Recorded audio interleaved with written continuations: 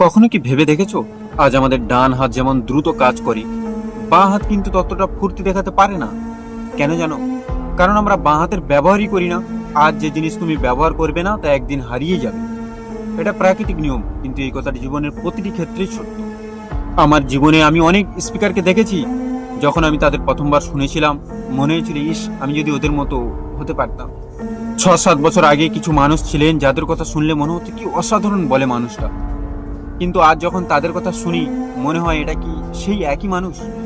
এত সাধারণ কেন হয়ে গেল?